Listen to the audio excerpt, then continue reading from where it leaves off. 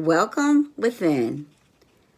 You're back in touch with Charlotte's Web. I'm Charlotte Rogers Moore. I have never heard this terminology, but I'm going to say it anyway. Today's topic, the United States of America. Not America, Murdica. Say it with me, America, as in murder.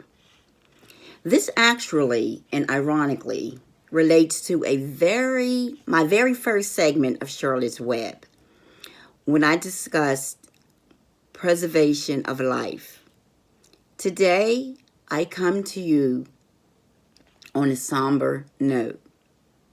This, the seventh segment of Charlotte's Web.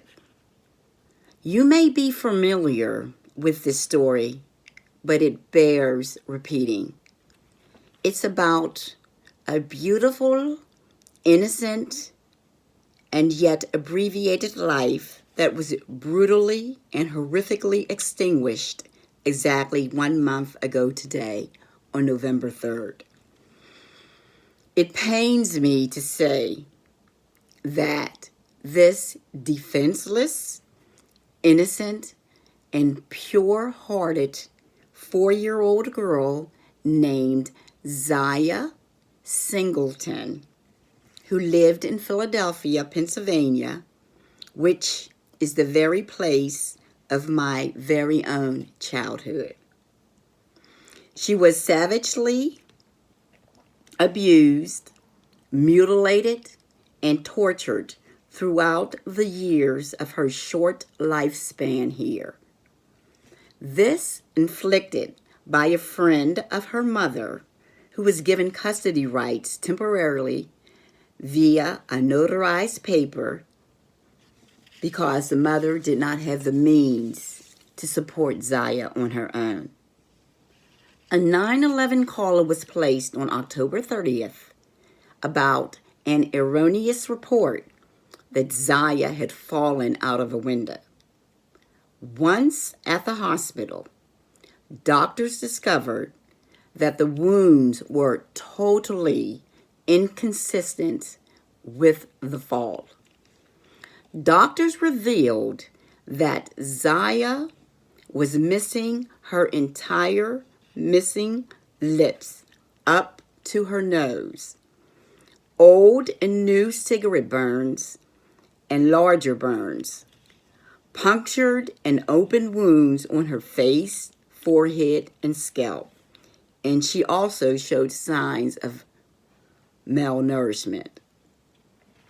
This woman, or shall I say beast, Samilia Brown, age 38, is charged with this crime. The beast also used a crude method, homemade sutures, with the use of a needle and thread as to mend the wounds she inflicted on this child, thereby inflicting and compounding even more pain on Zaya. At the hospital, Zaya eventually succumbed to her severe injuries and died 4 days later from blunt force trauma and sepsis, meaning infection of her wounds. As a mother and human being, I cried the entire time I wrote and read these grisly details. I could not even imagine or conceive in the pit or depths of my soul the excruciating pain that this baby endured within her lifetime. You all have got to know that when you suspect that something like this is happening, you have got to intervene, even if it's a family member, that's causing the abuse. That child needs to be protected. We are their only recourse. This also touches me profoundly because over 70% of the poetry contained in Pieces of Me in Poetry speaks to the positive relationship and bond between parent and child. So now let's expand into more of the United States of America. Gun violence. Real talk. Gun violence and murder rates are through the roof. I just had a conversation about this with my firstborn son. No other nations or countries on the planet kills and injures one another at the alarming rate we do here in America. This is due to behavioral traits of Americans. Some can be linked to economical and social disparities. Other factors: anger, jealousy, crimes of passion, mental issues, not to mention mass killings. Guns are and always will be America's so-called solution to self-defense. But ironically, they're used as offense. Even those who are sworn in to protect their citizens, and yet they themselves are in fact killers themselves. I am by nature an optimist, and we far outnumber the pessimists. But it surely hits home when a friend or family member is injured or killed through violence. Come on, folks. People,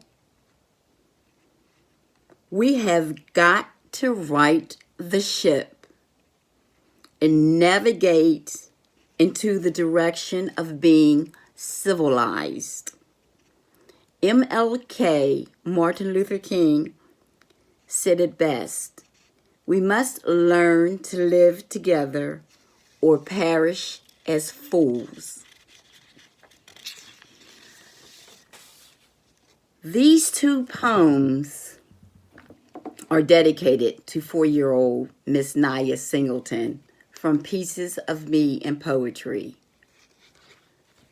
The first selection is called What Are Children Made Of? And this is a photograph of my daughter in her infancy, Solana.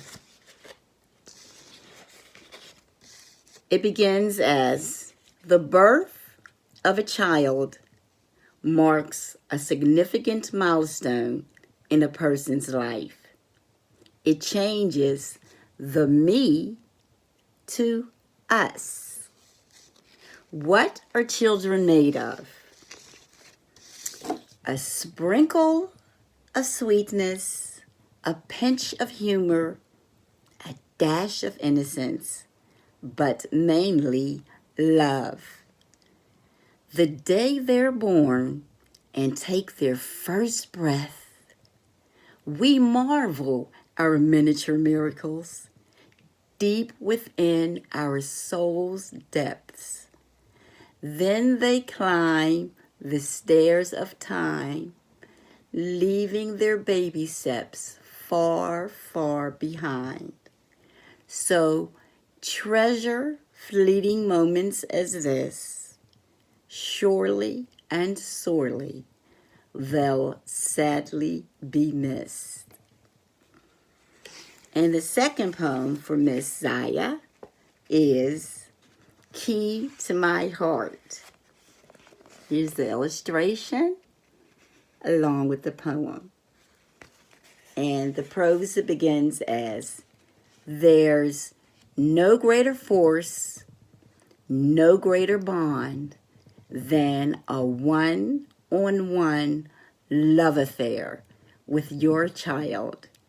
It's an impenetrable shield that absolutely cannot be shattered. Again, key to my heart. No one can open my heart. Only you know that part. In you, I have found love, peace, security. In your softness, gentleness, purity. Children are as natural as can be, so open, so loving, so free.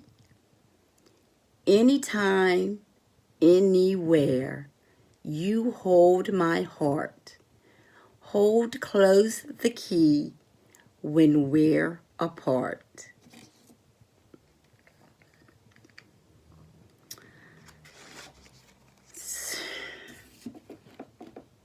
So long, Zaya, Miss Zaya Singleton.